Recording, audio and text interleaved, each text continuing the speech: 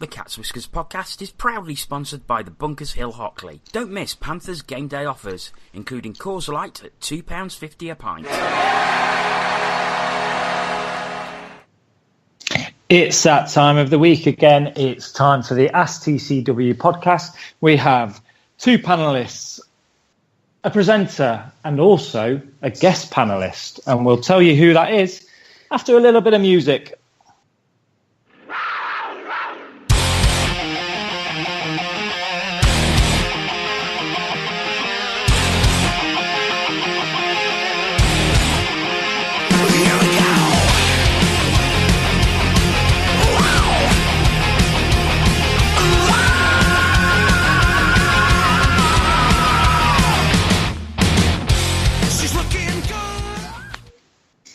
Yes, good evening and welcome to this week's AskTCW podcast. My name is Aaron Lord and today's date is the 22nd of November. Now, as I say, we have two regular panellists with us this evening and they are Adam Reddish.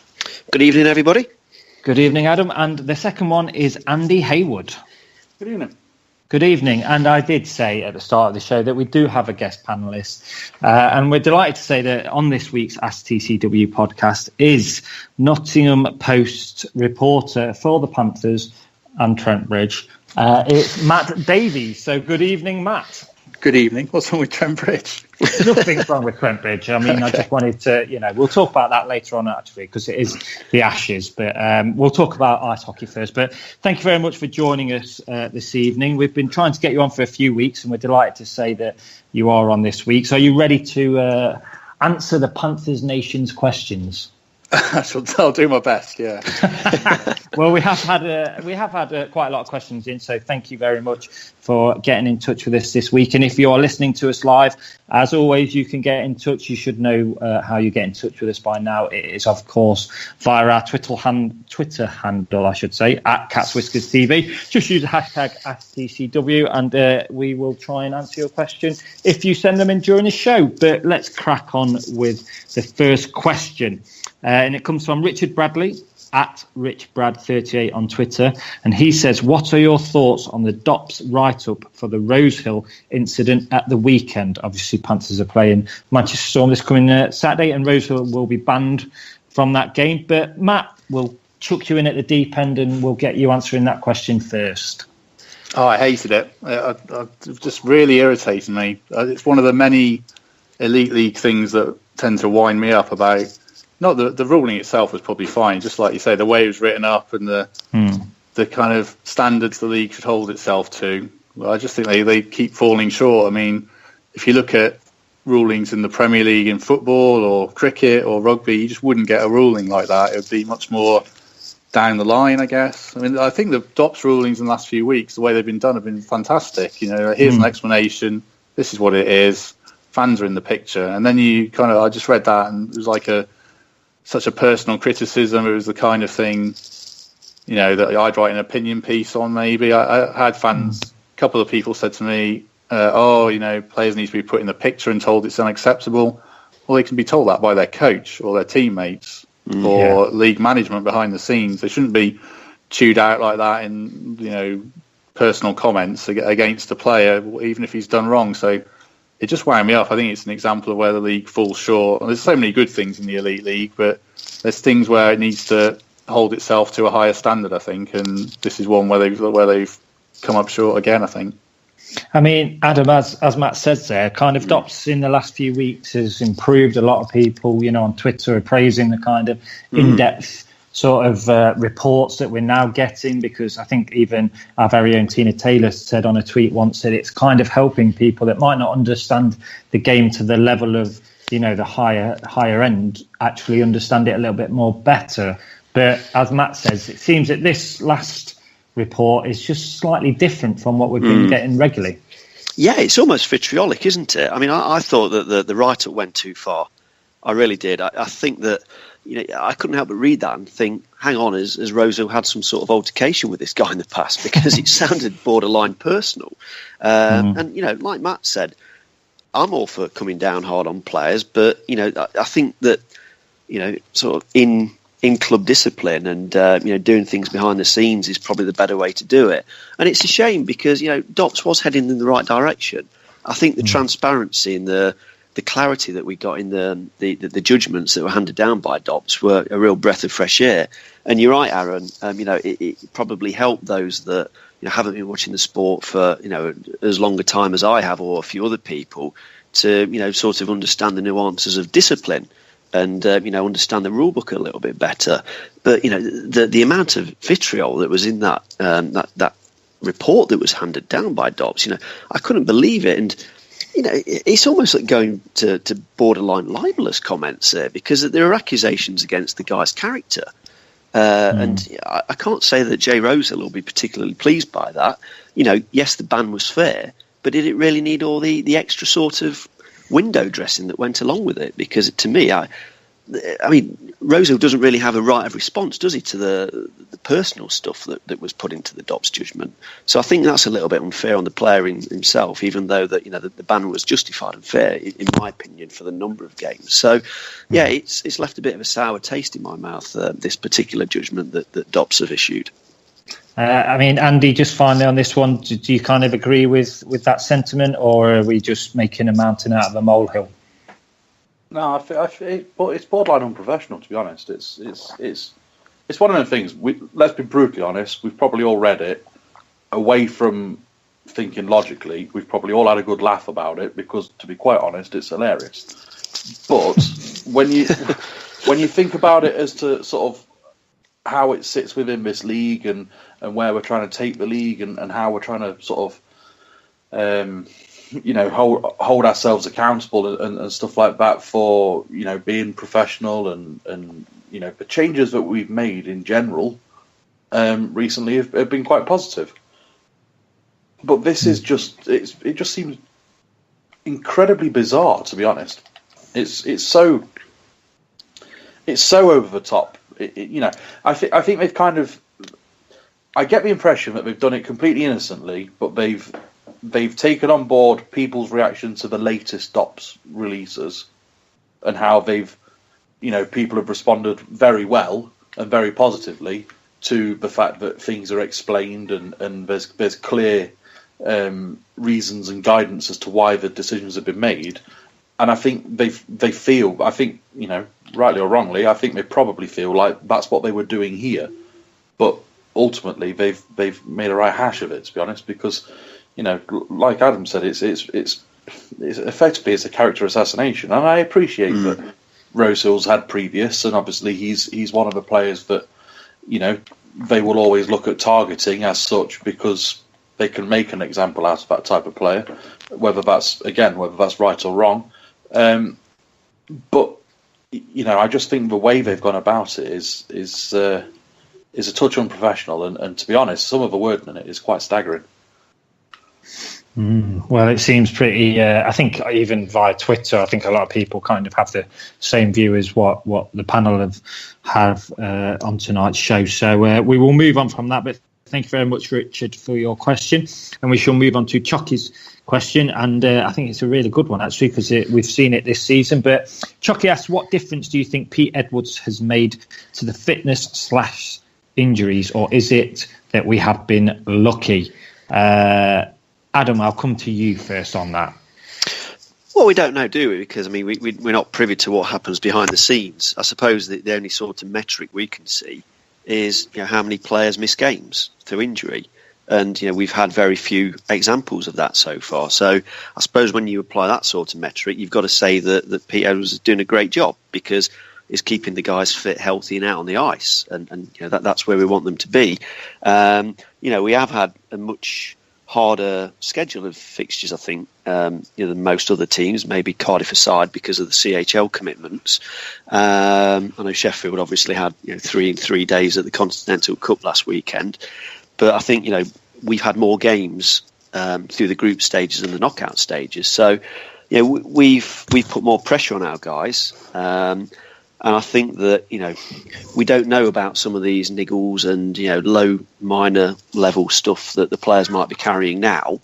But the idea of a strength and conditioning coach is to try and, keep those low scale injuries as minor and as inconsequential as possible, and hopefully we can get the bulk of the roster through the remainder of the season, because I'm sure that there's definitely evidence to suggest that if you can keep a roster nice, fit and healthy, then you've got a much better chance of winning the league, because you can grind things out for the long run.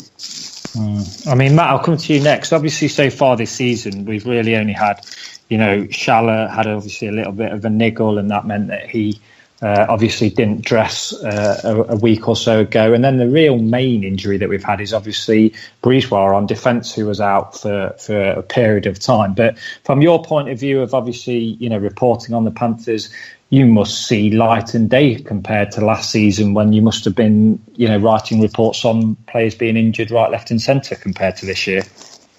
Yeah, I think there's a few factors in it, because Pete Edwards was working with them before, so he's obviously doing a good job. I think they've done a lot of work on concussion injuries, trying to make players stronger for when impacts come in. So hopefully they're not getting, touch wood, as many concussions, because that was a real problem last year. Corey gives credit to the new physio. I know Scott Poundle did a good job, but I think the new chap who's come in seems to have gone down well. Is it Phil Rippon, I think? Phil Rippon, yeah. And the group of players, I think they work hard in the gym. They seem to be in better shape than perhaps the previous year's group was, which makes you more resilient against injuries. I think they had a really good group 2 years ago, fitness-wise, and this year's one seems to be on a similar level.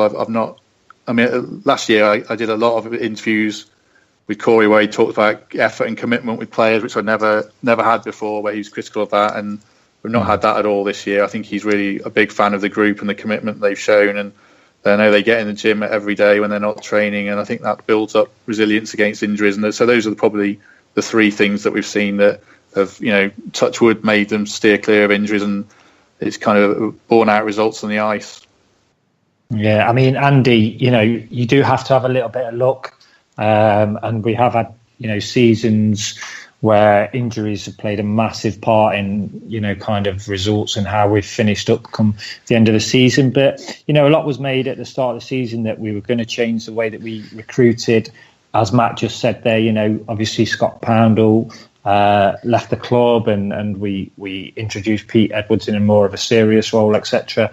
But we also changed the players, didn't we? We went younger, we went a different route. And do you think that's played a part in it as well, in the fact of they are younger, they've not had as many niggles in the past as what maybe somebody that's a bit more experienced, shall I say, might potentially have? I think that plays a massive part. I mean, you've only got to look at the comparative age difference between last season and this season. Realistically, the chances of a 36-year-old getting injured rather than a 24-year-old, unless it's obviously, you think about things like concussions and stuff. At the end of the day, a lot of that is basically down to luck of the draw almost. Obviously, there are ways that you can try and minimise it and hopefully one day, get rid of it. But ultimately, it's a physical sport, and these things will happen. It's just trying to minimise the impacts and sort of minimise the opportunity for these type of injuries. But I think realistically, other than those type of injuries, you would like to think that the straining and the sort of muscle strains and the tightness and stuff would perhaps not be that much of an issue for a team that's quite substantially younger than the one we had last season. So I do think that plays a part. I do think that obviously having I think there's got to be a level of buy-in by the players as well, and I think I think Matt's touched on it there with regards the players being in the gym, and you've also got to look at the amount of times we've seen the tweets from the Panthers organisation saying things along the lines of that it's an optional skate day, and there's 4 or 5 players on the ice, or the team's all in for the optional skate. There seems to be a genuine commitment and a genuine buy-in from the players this season that we probably haven't seen for a couple of years. That doesn't necessarily mean that teams in the previous haven't cared, or they've not been bothered about themselves or injuries. But I just think that there's like a whole team buy-in of this sort of sort of almost super professionals. They look incredibly fit out there on the ice. Touching on to the 2012-13 season, we were so much fitter than everyone else that we dominated games in the third period, and that's where we won games, and that's ultimately where we won the league. And so far, looking at this team, looking at this roster, and looking at performances, you look at the games where it's gone to overtime. I appreciate there's a lot more space and there's a lot more lottery involved in it, but invariably we look so much fitter come that third period that we are creating better chances and we're winning the game. So I think it is a big part is the age, but I do think that one thing that can't be overlooked is the commitment of the players at the moment, because there does seem to be like a serious level of buy-in from them. Yeah, I think the fact that you brought up 2012-13 is a real good point, because like you said, in the third period we really did punish teams there, but obviously as time has gone on, I think a lot of other clubs have kind of taken that mantle on. I know obviously Sheffield, they employed, I think his name's Danny Mayer or something like that, as a strength and conditioning coach, and I think past season, etc., you saw that they were stronger as well. So I think it does play a massive part. But I agree with what you've all said there, really, regarding the buy-in of the players. I think that is important as well. But I'll move on to another question that kind of is sort of similar to, or certainly is aligned to that kind of question that we've just answered there from Chucky. So thank you very much. And we'll move to a Ginler from the Cage Forum. And he says, should Panthers bring in a spare skater? Sheffield, Cardiff and Belfast all have at least one or even two spare imports, and we have been very lucky with injuries so far. Obviously, we do carry a spare import in the fact that it is a netminder, but obviously again there's looking at, should we bring in a outfield skater as well as a spare? So Matt, from your point of view, do you think that's something that the Panthers should potentially be looking at, or do you think it's just a case of we want our cake and to eat it as well, we just want more and more? That's a tough one, isn't it? I suppose at the moment it's not broken, so why fix it, in a sense? If you're confident you can go out and get someone quickly if an injury occurs, then you might as well just leave it. But if you're going to struggle to get someone, then you could gamble and get someone now. Does Corey have the money to get someone in? I don't know. Yeah. If he's running at the top of his budget, I don't know that either way. But perhaps he's decided this is the group he wants to run with. It's a happy camp. Don't bring someone in and see what happens, and go with the chemistry you've got while guys are playing well and the points are being spread out across all four lines. I mean, I think obviously from like the Neil Black Q&As, he's mentioned many a time that this is the most expensive, Panthers roster that he's put together, or he's given, I would say, Corey as a budget. So I think that's a good point that you make there. Is the money even there to do it? And I think, if the money was there, do you really want to go and get somebody that might not be happy, being on the, sitting up in the suites, commentating with Dan Green, etc. Will that kind of ruin the harmony within the group? Because as you said, Matt, it seems that it's a really good group this year and they get on really, really well. Yeah, as far as I can tell. I've spoke to Evan Mosey today, and he's talked about what Andy was talking about, buying in. That was a phrase that was used a lot. Rob Farmer talked about that as well.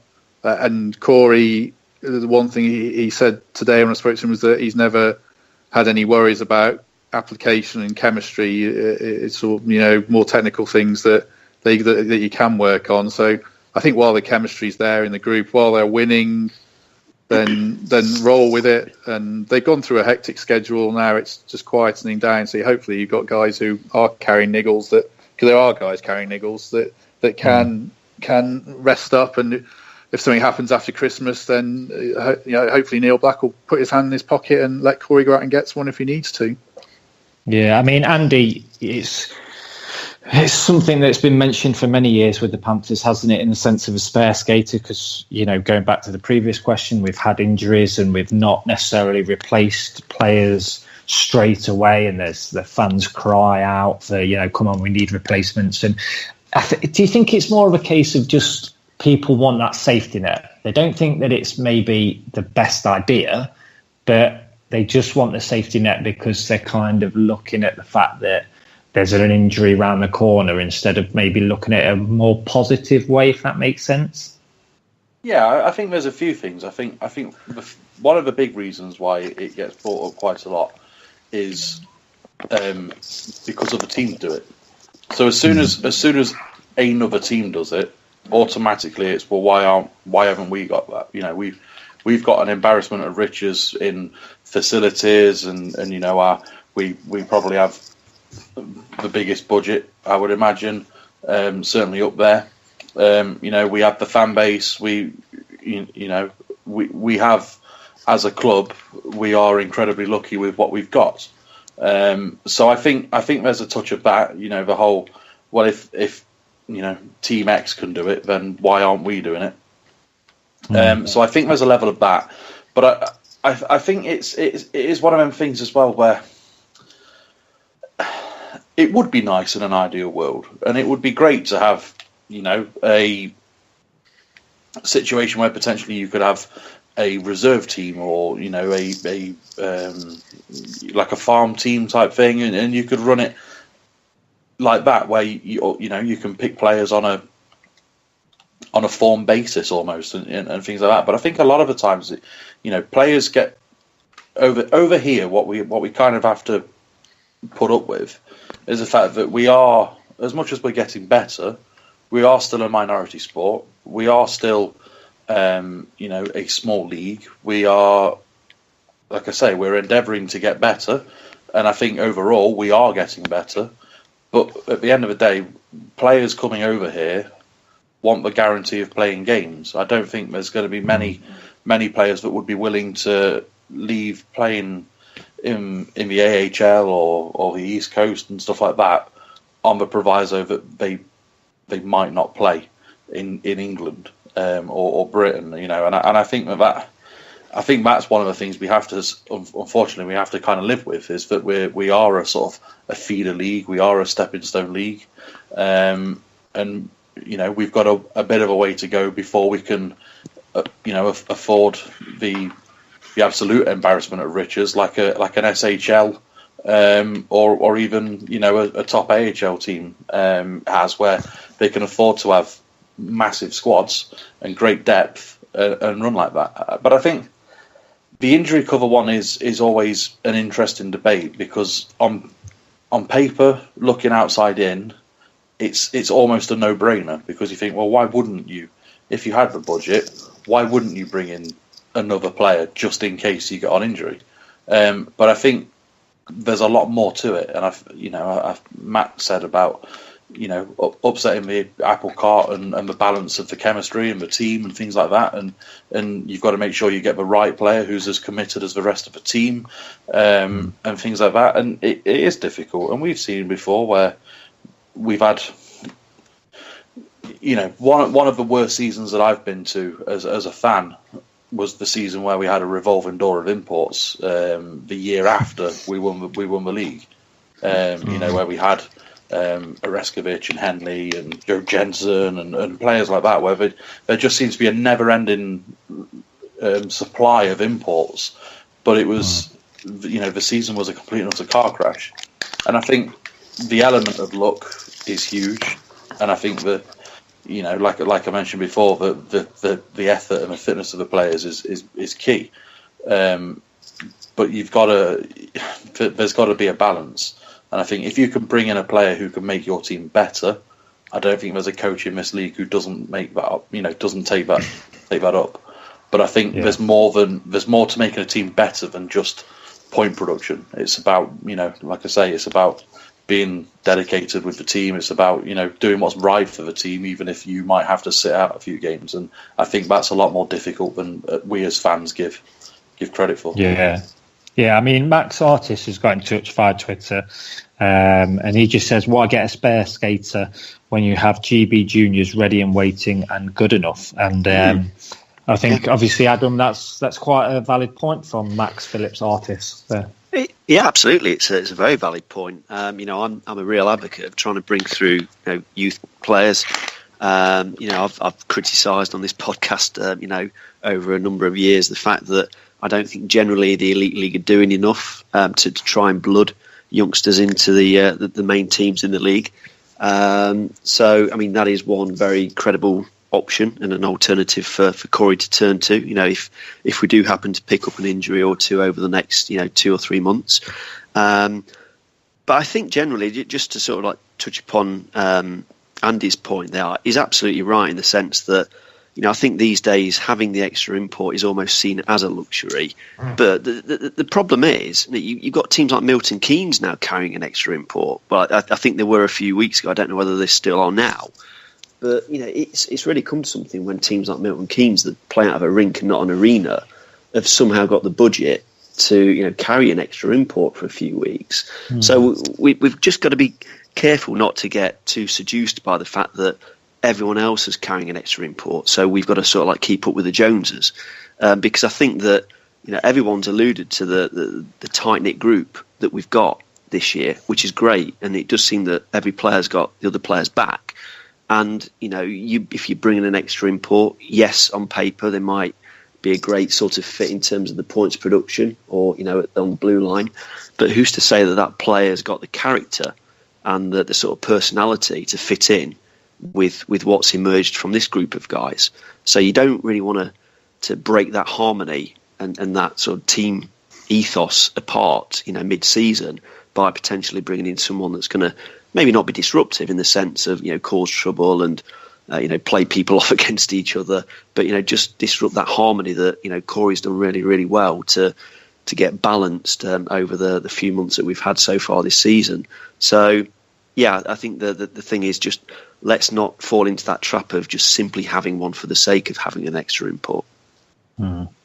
Well, thank you very much for your question again, and I suppose we will wait and see if that ever does come to fruition and we do get a spare skater at any point throughout the remainder of the season. But let's move on to another question, and we'll go to Jerome Lucy's question at Jerome Lucy on Twitter, and he says, do the Panthers management deserve more credit for getting a good set of fixtures after the CHL exit? A midweek game away against Belfast and then a home match against Cardiff on Sunday was a great set of fixtures for a tired team. Do we make assumptions about how good of a job they do? Now, I think obviously, when talking about the Panthers management, let's be fair and let's be frank and honest on this podcast over many years, etc. There's times when we've asked questions of the management, but I'd also like to think that when we agree that something is good and positive, we give them show them in the right light then as well. So we try and be honest about that. But I mean, do we take it for granted? And is it something about fixtures? I mean, the only thing I would say on this, Matt, is obviously we didn't know that Panthers was going to go through to the next round and the knockout round of the CHL. And it kind of has fallen nicely, hasn't it? The fact that we've had that busy schedule and we played, a lot of Elite League games and Challenge Cup games around our CHL sort of schedule. And now it does seem, and you mentioned earlier, that it seems that we are having a bit of a break. So has the management worked it out quite well? And, do we take them for granted in that aspect, I suppose? It's difficult to answer, isn't it? Like you said, no one really predicted they would have got so far, so there might be an element of fortune in it. But I suppose in general terms, then the management does do a good job in general terms, because you look at the stability of the club above anything else. I mean, the Elite League seems to hang by a precipice every year with 2 or 3 teams, so Panthers aren't in that list. So the players get paid on time, they're well looked after, the fans get to watch their hockey in a great arena. So generally, I think you have to give the management credit. I can't really answer the question directly about fixtures because I don't really know what goes on behind the scenes. I'm sure every club lobbies for games. It's done in such a strange way. If you listen to David Sims, it's all written down on a series of post-it notes. So I don't really know how it's done. But yeah, just where you give the management credit where it's due in general terms. It seems like a very well-run club that turns a profit each year, which you can't really say about too many minority sports teams in this country. I mean, I'm going to kind of just go off tilt a little bit, just while we've obviously got you on here and Jerome mentions the CHL. But from your point of view as, a reporter for the local paper, from the city, etc. Just kind of what did you feel about Panthers' sort of achievement in the CHL? And, kind of from a newspaper point of view and that local paper, how did it change like your way of thinking or your boss's way of thinking about how to report about the Panthers? Or did you have to do more articles? Or what was your kind of feeling regarding the Panthers in the CHL this season? We didn't really do any more articles because I didn't go out to the games, so it was difficult to actually do more. I think from a media point of view, in general terms, it's great because as good as the Continental Cup was, did it really make a registration on the national media scene? Well, not really, but I was driving home from the office one day and people were talking about the Panthers on 5 Live, and they seem to get a lot more coverage on TalkSport and stuff like that. I think it did create a buzz around the city. You look at how people took to the CHL for that final game and it sold out. So I think it did make a big difference to the way the organisation's perceived and the elite league's perceived. But I suppose locally, from our point of view, our coverage is pretty much on an even keel, and we do as much as we possibly can on a weekly basis. I'd love to do more, but it doesn't really pan out like that. But that's another story. So I hopefully that answers your question. But I think CHL did great things. Yeah, we'll save that last bit for another podcast maybe in the future one day. A whole podcast maybe. A whole podcast on that point. But just Adam, very briefly, your kind of view on the whole sort of giving credit to the management regarding because, as Matt said, the fixtures. It's just you've got 12 owners or GMs around a table. They all want the best for their club, don't they? Yeah, it sounds like a feeding frenzy. It really does. Everyone's in the same room, and only 4 or 5 will emerge victorious because they get the fixtures that they want. Obviously, we know that the Panthers representatives, shout loudly. They make the biggest noises for the getting the best dates and securing the best fixtures at the arena. I think all the arena teams have got a disadvantage to some degree in that, they don't have the exclusive use of their facility. It's a shared facility with other things, concerts and other occasions, etc. I know Sheffield have got the opportunity to use our Sheffield when the arena's not able to be used for concerts, etc. We don't have that. We don't have that luxury, nor do Belfast. So, there are lots of different factors and different determinants that you can chuck into the equation for how the fixtures have fallen. And to go back to the start of what you were saying and what Matt was saying, nobody probably predicted that we were going to make it through the group stage of the CHL. So we've sort of landed lucky in the sense that where our CHL adventure came to a conclusion, coincided nicely with a bit of a scarce fixture commitment. So it's worked out well for us in that regard, and it sort of does make you think, well, is it just going to be one of those sorts of lucky seasons where everything does slot into place for us? Yeah, very true. Well, I suppose we'll wait and see on that one as well, but thank you very much for your question, Jerome. And we'll move on to another question now, and this one comes from Gemma Alice Swinsko from Twitter, and Gemma mentions that Rob Lakovic has now played more games than Paul Adey. Do you think that he deserves a testimonial? Now, Andy, Rob Lakovic, Bobby from Beeston, as he's sometimes referred to. I mean, the guy played his first season for the Panthers in 2007-2008. This is his 11th season. Now, granted, in the 2009-2010 season, he obviously went out to the Manchester Phoenix after playing 7 games for us that season. But, as I say, Nottingham born and bred. I mean, do you think he deserves a testimonial? And, is that something that... to be fair, there's a lot of British players in our team. You look at Steve Lee as well. But to the actual question of Lacko, would you give him a testimonial, Andy? Yes or no? Yeah, I absolutely think he deserves it. It's an odd situation to not give them. Now, the issue, it's not an issue because ultimately he deserves one either way. But obviously the point is that obviously a lot of these testimonials that you see these days are now for British players because obviously they're the only ones that stand that kind of longevity. You don't get many imports that are over here for 10 plus years. And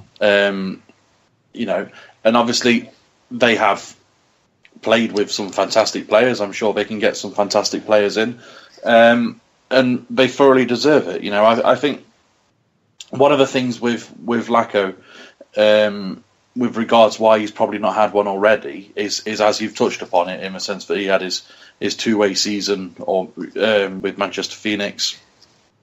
You've got to think that the first couple of years as well, he probably dressed but never really iced. He sort of played a bit of a bit part like Kelsall and Tetlow have been doing this season. And he's probably, you could probably argue a case that in terms of actually playing for Panthers, he's probably had 8 or 9 seasons perhaps. And so he's, you have to kind of look at it that way, I suppose. Just on that, Andy, I'll just butt in there quickly. His first season, he played 28 games for the Panthers, 20 games for the Lions, and then 13 for the Nottingham Leopards, which were obviously the under-18s team. Following season, 33 games for the Panthers, 20 games for the Lions.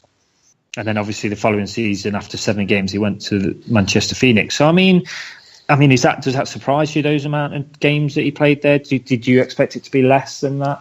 No, not at all. To be honest, I expected it to be more, because there was a spell where we had an abundance of young upcoming talent that we technically iced, as in they were on the bench and they did warm up and they dressed and probably had a few shifts towards the end of the game. But there was a few seasons where we had a lot of that, and realistically, yes, the stats will say that they played so many games, but the ice time will probably tell you that they probably played less than a quarter of that, technically, in terms of ice time sort of ratings. It's one of the things. I'm thinking back to, we had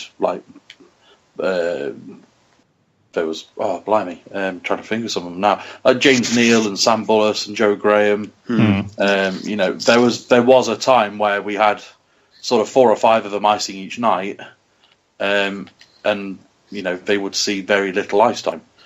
That's not a slight on Panthers at all, or the management. That's just the way it was, and I think that because of that, you could make an argument that he perhaps didn't or doesn't deserve one after 10 seasons, because his first few seasons he would have been almost like an apprentice or an understudy, learning his trade and becoming the player that he is now. Now, like I say, I'm all for it. I think he thoroughly deserves it, just for his loyalty and his commitment. And I think one of the things that I think as fans that we also sort of tend to forget about him is the fact that he's a player that has changed and adapted his game so much for the benefit of this club. There was a time where he was looking at being a point scorer, and he was playing on a top line with skilled and fast players, to the times when he's been asked to do like he's doing this season, and playing on what many people would consider to be the fourth line, and just being incredibly solid at both ends of the ice, and he's starting to chip in with goals again, which is nice. He is truly one of the most dedicated players I think we've had, regardless of people's perceptions and people's attitudes towards him. And I think that alone is more than enough reason why he deserves a testimonial. Matt, we're talking about a guy that's only 27, and we're talking about he surpassed Paul Adey on when he played against the Belfast Giants last Wednesday. He's now, obviously, we had the game against Cardiff, 583 games he's played for the Nottingham Panthers now. And he's only 27. It's sometimes crazy how we kind of take these British players for granted, don't we, really, and actually forget how long and how young they started with us. There seems to be the perception that he's still about 23 as well. So. Yeah, exactly, yeah. People always talk about how young he is, but he's in his peak years, I guess. I think that's a good point, because I'm sure Panthers tweeted saying that they did an interview with Josh Schaller after a game, and they asked him what was it like to be on the line with the young Rob Lakovic and the young Ollie Bettridge, and Schaller had to turn around and went, well, Lako's older than me, so if he's young, how old am I? But do you think a testimonial might be something that we see if Lako stays with us for another season or so? I think so. I don't see why. I think Andy made a great point about the kind of dedication and the role playing that he's done this year. I think he's had a really good year, to be fair. The penalty kills we saw against Cardiff at the weekend, him and Lindhagen and a few guys who killed a whole penalty, I think sums up what he's about now, and he's a very committed player. I think maybe if he stays another year or two, which I think he will, because he's turned down enough opportunities to go in the past, that then he probably will get one. And perhaps the same for Steve Lee, who I think is on his 8th year, and I mean, it was before my time. I think he's contributed every year in that time, so wouldn't be surprised if both of them got one. I think it's Lee's 9th season. Rightly or wrongly, it wouldn't surprise me whether you saw like a joint testimonial, perhaps. I hope not. It's one of them things. They deserve it in their own rights, but yeah, and the financial thing with hockey as well. I mean, testimonials for hockey aren't like testimonials for football now, where they give £5 million to UNICEF. It's a bit more about the players and the charity as well. Yeah, but it wouldn't surprise me if that was the route that went down. Well, I suppose we'll wait and see. Just very quickly, Adam, I'll come to you. Just on this one, Lako, he's got a lot of stick over the past few seasons, as Andy mentioned briefly. There was a point where I think the 2012-2013 season, 50 odd points, nearly a point per game, if not a point per game, and everybody was expecting that from him every season. And like Andy and Matt have said, he's adapted, he's changed his game now, but he has come in for a lot of criticism at times. But again, just from your point of view, do you think he is kind of deserving of a testimonial, and because of his service to the Panthers? Well, absolutely. I think that everyone's made really good points about his loyalty to the club. He probably has had good opportunities to move elsewhere, and he's decided to turn them down and stay loyal to his hometown team, and that's great. I think some of the stick, and I've given him a bit of stick over the last few years. I'm not going to lie about that, but he sort of has changed his role from that sort of free scoring forward that he was in his early 20s. And I mean, I remember going back years and years and years, reading a magazine called Power Play. Andy might remember it, when he was a junior, and he was coming through the development teams in Nottingham, the under 11s, under 13s, under 15s. Every week, his team would win, 23-0, and you'd see Robert Lakovic 7+8. So I think it's quite ironic now that he's in the senior side for a very, very different reason. And he's playing that role on the fourth line this season to perfection. He sees a lot of penalty killing time. He's almost excelled himself. And it's funny actually the parallels between him and Randall Webber, another Nottingham legend, because Randall Webber back in the Heineken days used to score a lot of points, maybe not quite as many as Lakovic in his junior days, but as Randall got older, he started to play a more defensive minded and orientated game, and excelled on the penalty kill. Became a third liner, because back then we didn't have the resources to stretch to a fourth line. And it's interesting to look at the parallels between those two.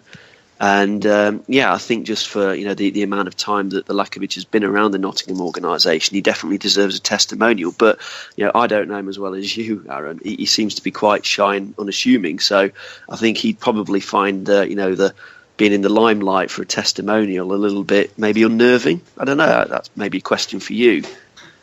I don't know. I think obviously, I think a testimonial, like Matt said, the testimonial in ice hockey is very different to that in football, for example. And I think if you go back to Corey Nielsen's testimonial, I think they just enjoy it. I think he would enjoy it. I think he'd look at it as, he's obviously very proud to play for the Panthers, etc., and all that lot. And I think he can be, I think he'd enjoy the night, and I think he'd he'd try and make it a good night for the fans as well, and just make sure that it was just a good night of hockey, and if he can support some charities, etc., then that's even better, really. Yeah.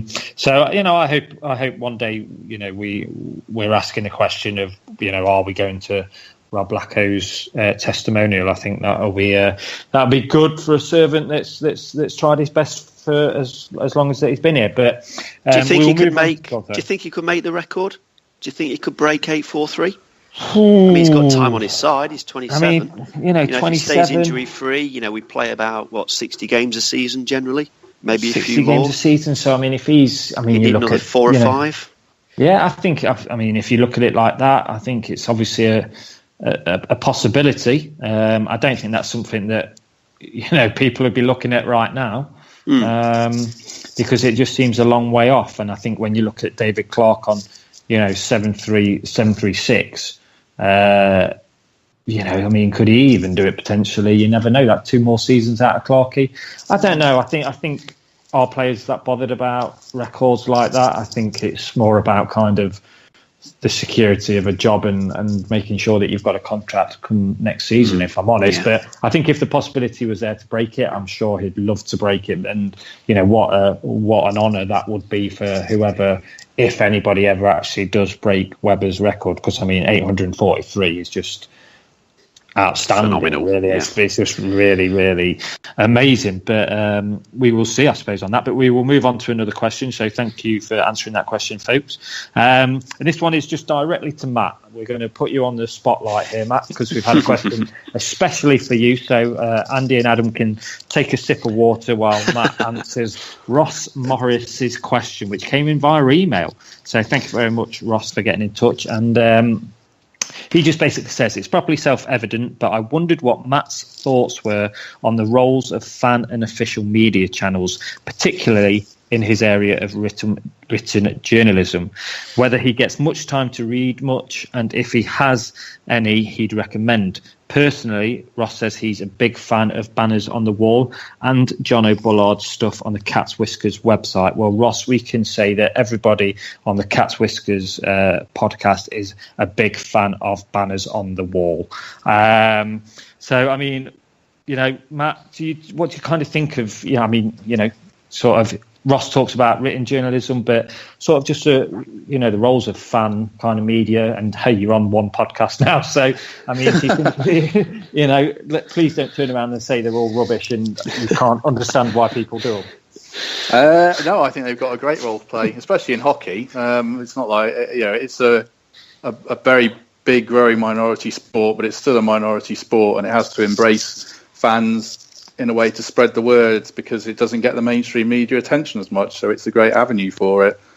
Do I get much time to read stuff? Not really. I read Paul Baum's stuff when I can, and it's very good. Especially last season when Panthers were a bit rubbish. I liked the way I liked his stuff there. He spoke very freely, so that was good. What was the other bit about the official media? Yeah, sort of official media channels. Yeah, I think. It's good. It's fine. The guys who do it have other jobs as well, so don't forget. So people give them a lot of stick, which I think is a bit unwarranted. They're fighting fires themselves, left, right, and centre, which people don't always see. But I think if the elite league media it's improving, Panthers media is improving. I think they miss a few tricks in the wider sense of TV deals and bigger coverage. I wish they try and do more social media stuff with if I was them, we're going off on a bit of a tangent now, a bit of freewheeling, but I'd try and get highlights packages to the BBC and BT and Sky and say, please take these and please show them on your social media, because that's a way to engage other people. But in general terms, I think you guys do a great job, and the guys in Belfast do a great job, and Cardiff as well. So I think, that's the general sentiment, but I wish I had more time to read everything, but I've got 2 young kids and a full-time job, so it's just tricky. Yeah, and I suppose when you're writing, yourself for the job, it's difficult to kind of then go home and read sort of more articles, etc. and if it's better than what stuff like you've that, written, if it's better than what you've written, it is. Yeah, it's a bit soul-destroying. Well, I tell you what, we've got a question that's literally just come in from Chris Ellis. Okay. Good evening, Chris. Thanks evening, for joining Chris. us. And Chris says, who would win in an egg and spoon race between Matt and Owen Bradley? I mean, is there a background to this question that you need to tell us, Matt? Or it's an easy answer. I think Owen Bradley would win anything. Ask Owen Bradley about his ball hockey skills, and he'll tell you how good he is. Owen Bradley's got a personal clothing endorsement, and I haven't. So he's going to win anything and everything. It's taken a long time, I think, for Owen. I think what we can say about Owen is the one thing that he is guaranteed to win is the Christmas jumper competition. or any jumper, to be fair, I know, but yeah. Well, I think that's answered your question, Chris. I should say, because I'm going to sound terrible, I'm just ragging on Owen, but he does do a great job, and he's a great broadcaster, and Chris does a great job for the BBC. So in our little WhatsApp conversation, they can say how nice I am now. Well, there you go, Chris. I expect Matt to tell us that he's got a WhatsApp notification from you saying you do a great job as well. But yes, but no, let's all have a loving and say, yeah, you three are great, we're great, and it's just media's beautiful, it's lovely. But we shall move on, and hopefully, you sound like Donald Trump there, Aaron. Did I? You did. Oh my God! Let's move on then. Let's move on.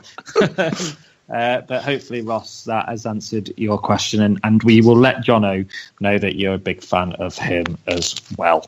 Let's move on to another question then, and we will move on to Lewis McGregor's question. And Lewis says, Panthers and Cardiff in the CHL, Steelers qualifying for the Continental Cup final, and this weekend's Friendship 4 tournament in Belfast. People say that it raised the profile of British ice hockey. I agree that it does, but do the panel feel that it does, and also in what ways? Andy, on that, the Elite League gets some stick, but Lewis has mentioned three things there that are very positive about the Elite League. So, do you think it does raise the profile of British ice hockey? Yeah, I think it does, and I think one of the things as well that we have to sort of give a fair amount of credit to is the innovation of Belfast. In the sense that they were the team that have brought over this Friendship 4. They were the team that they brought over the Boston Bruins. They have this sort of reputation now of doing things slightly out there and sort of quite high profile and getting people over, and I think they do that very well, and I think that's something that we should be getting behind, and I think it's something that perhaps other teams should be looking at trying to do themselves as well. I certainly think that the Elite League in Europe this season will be quite a big talking point. I think last season it was, and rightly so it was, but I also think it was kind of not necessarily dumbed down, but it was sort of, it was seen as, well, we should have won because we were playing, bin men from wherever it was in the first round and want it really easy and stuff. And now I think people are sort of, because of how well we've done in the CHL, and again, it's something that we always harp on about, how well Cardiff did in the CHL, yet get completely overlooked because of how miraculously well we did. It's a real shame for Cardiff that we managed to so overperform that they've sort of fallen on the wayside. And obviously Sheffield now getting through to the super final. I personally think there's a very high probability that they will host the final, and I hope they do, because one, it means that I can probably be able to get to at least a game, because that'll be good to watch, and also as well, I think it will give them a real advantage. That one of the teams that have gone through to the super final, you beat them comfortably in Denmark, but I'd like to think on home ice, knowing a bit about the style of play and a bit more about the team, I think Sheffield would relish the opportunity of trying to extract a little bit of revenge, and I think having that at Sheffield Arena would be a huge boost for them, and not just them, but for the league, because a boost for them in the Continental Cup can only do good things, for the league in general. We talked about, one of the questions on a previous show we had was about, do we reckon that the Elite League will get two places in the CHL next year, even if Sheffield don't win the Continental Cup? And I think it's something that, potentially, I think has got legs now. I think Sheffield have made the super final of the Continental Cup. We progressed to the knockout stages. Cardiff didn't disgrace themselves despite what was quite a heavy loss in their first game. You've got to commend the way the resolve and the way that they came back, because it was nothing short of exemplary. And I think that we are starting to see a slight turn in the tide with regards the way this league is viewed by Europe. And I think, like I say, with that in mind, and the work that Belfast have done to bring in these North American teams, and I think, and I might be wrong, but I think Edinburgh might have done it one year, and I think it was on the back of Belfast, but I'm sure Edinburgh hosted a couple of AHL teams when they came over one year, and I think, like I say, I have a feeling that they might have come over and played in Belfast and then played in Edinburgh sort of afterwards. But I think there should be more sort of collaboration between our league and other leagues, and not necessarily AHL or NHL, but there's some fantastic hockey teams in Europe. It would be nice to perhaps see these coming over and playing games more regularly, sort of over here, even if it's exhibition games at the start of the season, because variety is the spice of life, and in a league with 12 teams where you play so many games, it can get slightly dour, as we know only too well. So any sort of change up like that would be great, and I think these European competitions and European exhibitions are a great way to do it. And just to sort of conclude on the question, I think yes, this league is starting to get the recognition from other leagues around Europe, particularly, and maybe even getting noticed a little bit abroad in sort of the North American leagues. Obviously, we have a lot of players that come over from there, and they've all got friends and family and ex-teammates, and they all sort of keep track of their mates and how they're doing. So I think at the moment where we stand, the future's looking pretty bright. Who would ever thought that you'd get variety as a spice of life in an AskTCW podcast? Amazing. Fantastic. I mean, Adam, I'll just come to you and, let's be very brief as we kind of go towards the last couple of questions now. Yeah. But just the end part of Lewis's question, in what ways? I think we'd all kind of agree that, the Panthers, Cardiff, Steelers, Friendship Forum, Belfast, etc. It is raising the profile. But in what ways do you think it is? Do you think it's a case of just getting more fans through? It'll result in more fans through the, the turnstiles, or do you think it'll be, maybe better coaches coming over here to coach? Better players. Well, in what ways do you think? I think we've put our league and our product, if you want to call it that, which I'm loath to say it because sport I think is more than a product, but we've put that in the shop window. And I think we've shone a light on ourselves now to the big continental Europe hockey nations that UK is a viable place to come and play ice hockey. Just very, very briefly, every time one of the CHL teams that we played against came over to Nottingham, on social media, every single social account from Twitter or Facebook from those teams, they all seemed amazed at what they actually found when they got over here. They couldn't believe the sort of quality of facilities that we play out of. And then, when game day came, the sort of passion and vocal support that the team had behind them. So, I think it's changed perceptions in that way, in that, a lot of people naively from these countries were sort of like looking in from the outside, thinking UK is just a little hockey backwater, and maybe it is. But I'd like to think that our sort of endeavours in the CHL, along with Cardiff's, have started to change people's views about that. So some of the players that we've come up against this year, from Bern, from Zurich, well, maybe not Zurich because they've got a vastly superior salary to us, but Turku and Mountfield, they might actually think, what, we might go and give the UK a crack. There might be a bit of a language barrier. So what? We think that the standard of hockey is good, and we actually think that playing in the UK might be a good career move for us. We're not going down a dead end. So I think hopefully, we might see a better quality of import, come into the UK Elite League as a result of what we've all collectively done over the last few years. Well, thank you very much for your question there, Lewis. We hope we answered it good enough for you. Right, we will move on to the final two questions.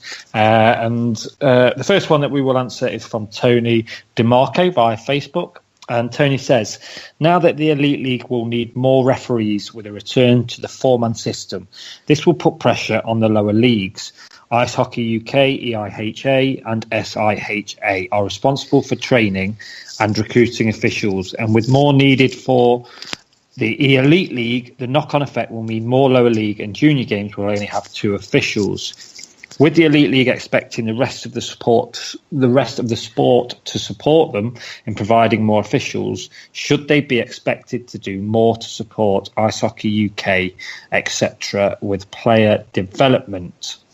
So, quite a big question there and quite a meaty one.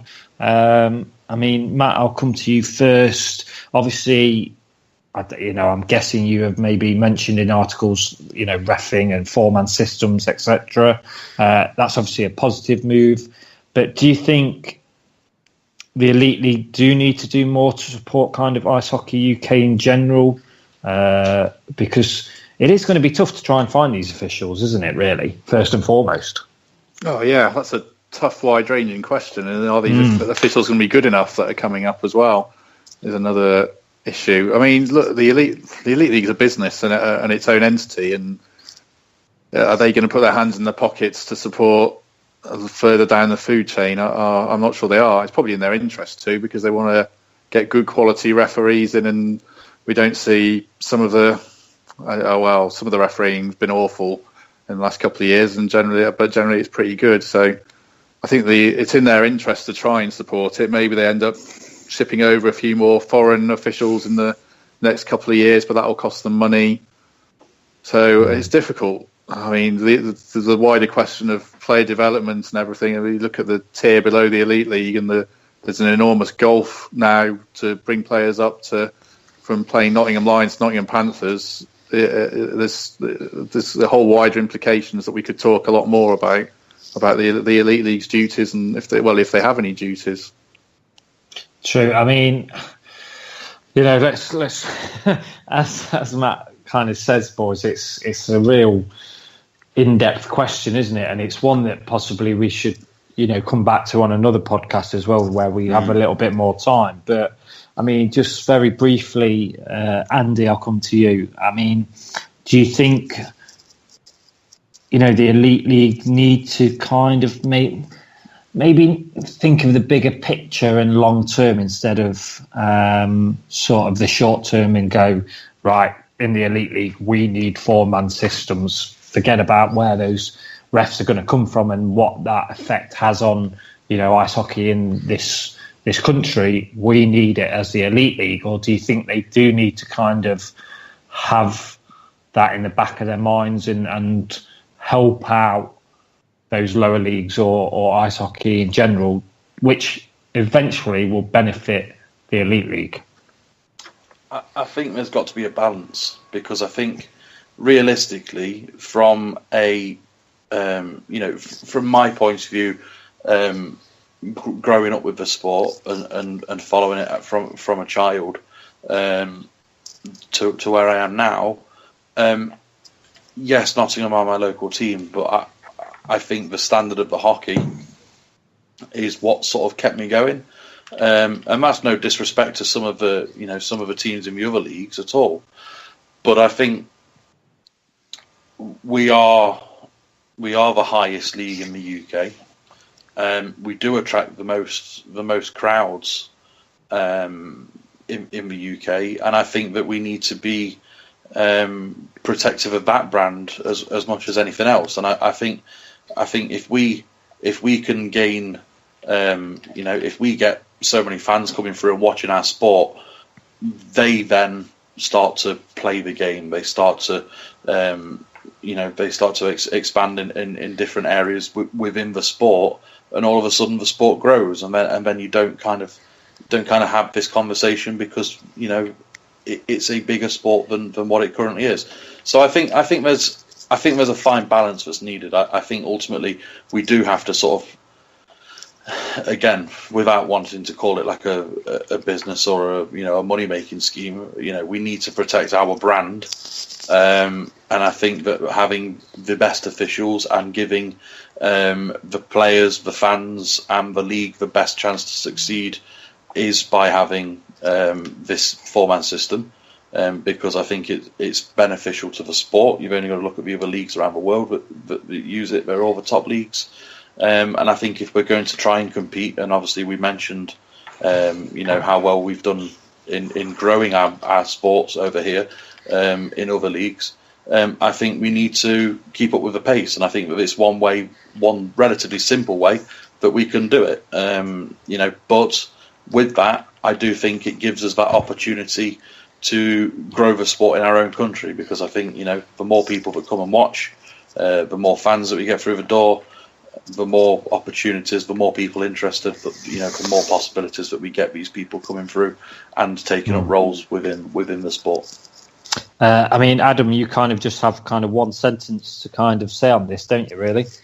Yeah, I think if the league got itself a sponsorship deal, then some, if not all of that money should be invested in trying to bring on the next wave of young officials, trying and get into a marketing campaign to make ice hockey officiating cool, as it were, and fast track them through, because we do need to have good quality officials in the Elite League, or else all that sort of good work that we've done to try and attract better quality imports to this league is going to be pulled straight away from under the feet again, because the players aren't going to hang around long if they think the officiating's rubbish. So it's that balance that Andy was talking about a minute or two ago. You've got to get the right officials now, but you've got to have one eye on the future as well. And I think that more money does need to be invested into it, and that's why I think a good sponsorship deal for the league with a big corporate body perhaps can provide that sort of finance that can go into training the officials of the future. Okie dokie. Well, we shall leave it there, and like I say, maybe we'll come back to Tony's question when we have a little bit more time and we can sort of analyse that a little bit more in depth. But finally, I'm afraid to say I did tell a lie. We have got 2 questions left now, guys. I'm really sorry. You compared me to Donald Trump, so I have just. I said I was going to build a wall, and I haven't. And I said we're going to answer 2 questions, and we're going to answer 3. So hey, fake news. There you go. That's what it is. Right. 2 questions from the cage, very quickly, especially the second question, but. This one comes from Simon Hunt. I don't know whether it's the actual Simon Hunt or not, but hey, if it is, thanks for getting in touch. But are the panel worried that the defence and Brits have scored more goals than the import forwards, 35 to be precise? Do we need a sniper for the tighter games? Matt, I would just say, doesn't really matter where they're coming from, does it, as long as we're getting them? Yeah, I don't think they do at the moment. I think there's guys like Delago who might start banging a few more in now they're here, and perhaps you'd expect Schaller to get a few more goals in time. But I think, the team's winning. We can always find ways they can do better and the odd query here and there. But while they're playing well, and guys like David Clark, you'd hope will get a few more goals as well. I know that wasn't part of the question, but I think they're scoring goals, they're winning games. They'll probably get better the more the chemistry they get through the course of the season, and I don't have any concerns in that area at the moment, no. It's fine, Matt. You can, bring whoever you want into these questions. You're an award-winning journalist, so if you want to bring David Clark into them, that's fine by me. I'm not going to argue with you. Andy, very briefly, to be honest, I think it's great that our defence is contributing to the points, because that's an area for me that we've kind of sort of been behind other teams in previous seasons, that our defence hasn't been that kind of offensive in the points scoring. But are you worried? Yes or no? Really? No, and I think I know he's not on the podcast tonight, but I think to give Johnny some credit, I think he sent us a message earlier on saying that is it the past sort of 4 games we've scored multiple goals and we've not had a single player score more than 1 goal in that game. So I know obviously the big one was the result against Cardiff, and we had 7 different scorers in that game. So we're getting goals across the board, and I think so long as you get that, I don't necessarily think you're required to have a 40-50 goal scorer in the team. No, Adam, finally for that on you.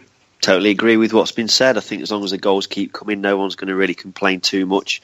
It's nice to see all 4 lines contributing, and also, defensive pairs chipping in with goals. Solvay's been an absolute revelation, and got a barrel load of points so far. And if opposing teams think, right, we need to shut these guys down because they're scoring points for the Panthers over the last 6 or 7 games, it's great, because then the other players will have the freedom to go out there and express themselves and hopefully, score a few goals themselves. So, keep moving those goals around the roster. I'm fine with that.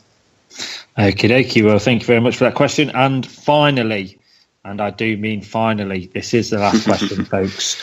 This one comes from Pidge from the Cage Forum, and Pidge quite simply asks, who does the panel think is the better player / more effective?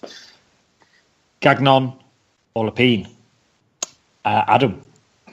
Oh, I was hoping you'd go to Andy first for that one. No, I'm putting you on the spotlight. He'd probably give you a more authoritative answer.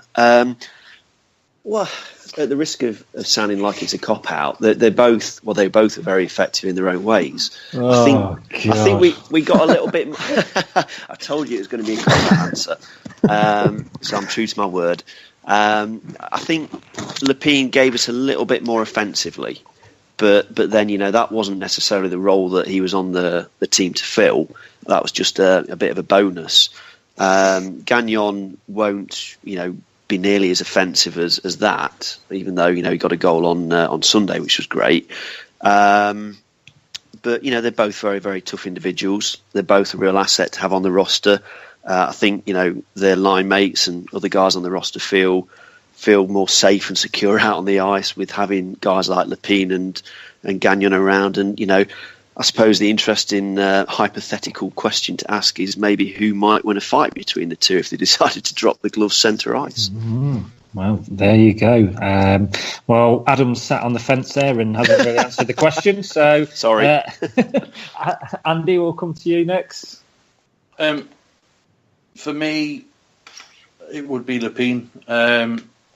I just think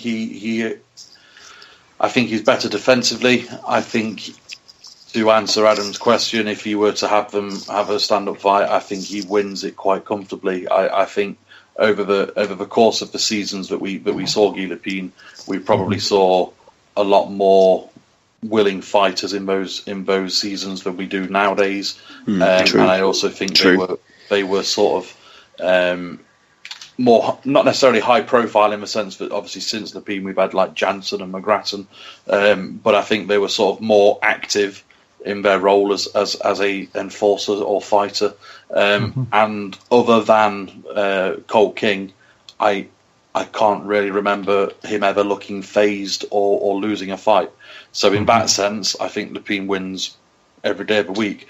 I think Lepine's better defensively than Gagnon, but Lepine doesn't have a fantastic head fake like Gagnon does, where every time he gets the puck he seems to throw a head fake before he makes a play or makes a pass. And he did it superbly on Sunday for his goal as well. Really created some space for himself before skating down and scoring. So I think that is the one thing in fact it's the one thing I actually disagree with Adam on. I think I think although we haven't perhaps seen it yet, I think Gagnon offers far more offensively than Lepine did. I think Lepine had a decent shot, but I think he was very much a defensive enforcer role. I think with Gagnon, I think he's got decent puck movement. I think we'll see him good for a few more points this season. Like I say, if for nothing else, for the fantastic fakes that he throws. So yeah, I think Lepine. I do think that Gagnon's fantastic, and I do think he's certainly a very good player to have in that role. It's no slight on him, and I think I'm hoping that players like Gagnon and stuff will kind of sort of not necessarily. I don't want to say forget about people like Lepine, because it's nice to have the memories of these great players, but sort of move on, I think is the right word, because we saw in the summer that it was the big talking point was, we need to get Lepine back. There are other players out there that do just as good and very similar roles, and perhaps it's nice just to remember players for while they were here, rather than the potential of bringing them back and ruining what is a fantastic legacy that he's got. I mean, Max has got in touch again, and he just says Lepine all the way. He offered more as a player, but loved Gags and his style, and would love to have them playing side by side. So, Matt, we'll come to you finally for the last word on this one. I mean, for you, either player, anyone in particular, which one's the better one or more effective for you? I can't answer because Lepine was before my time. I think he left a couple of months before. There you go. My defenseman enforcer comparisons are Brent Henley and Filareskovic, and he's certainly better than them. Cracking. No. There you go. What more could you say? I don't think you need to add any more to that kind of answer, to be fair. I think, who would have thought on that question, Brett Henley would have been brought up again. Amazing. So there you go. Finally, I'm just going to ask you, Matt, we're going to go off topic before we say bye to everybody, but obviously you do report for, the Trent Bridge and the Nottingham Outlaws. It's the Ashes starting tonight in an hour's time. Two Nottingham lads in there, in Jake Ball and Stuart Broad. Just very quickly, what do you think of England's chances in the Ashes? Oh, I think they're good. I think Australia are a team a bit like England. They've got 4 or 5 good players, and some you'd have a lot of question marks over. I think Stuart Broad is obviously set up for a good series, and I think Jake Ball will do well as well. He's a very nice. People don't see kind of players behind the scenes. So I can say he's a very nice, even-headed lad, and he's got everything about him to do well. So I think England will lose the first test and perhaps go on and win the series 2-1 after that. Oh, there you go. Wonder what odds you get that. Very interesting. Will you be watching any of the cricket? I'll watch the highlights the next day. I'd be mad to stay up and watch it and then get up again at 6 every morning. Yeah, probably the sensiblest thing. But it's good to see 2 Nottingham lads. Obviously, Stuart Broad's been there and done that for many years, but it's nice to see Jake Ball in the squad as well and getting his first Ashes start in the first test. So let's hope they do well. But that pretty much brings us to the end of this week's AskTCW podcast. Matt, it's been an absolute pleasure having you on this show.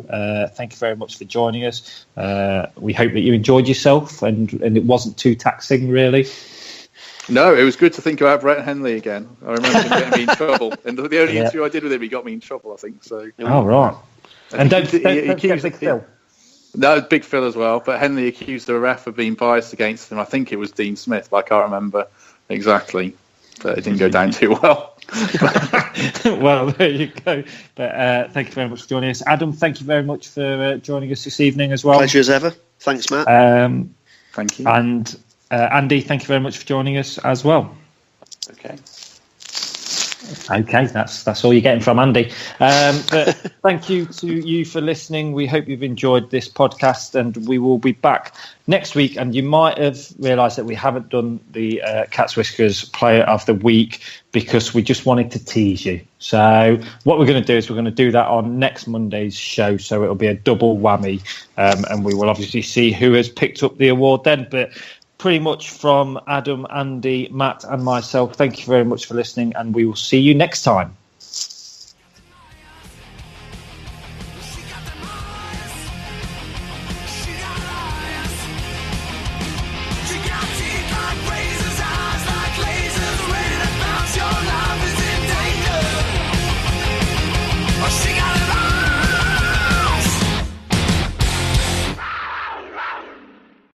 This edition of the Cat's Whiskers podcast was brought to you by the Bunkers Hill Hockley.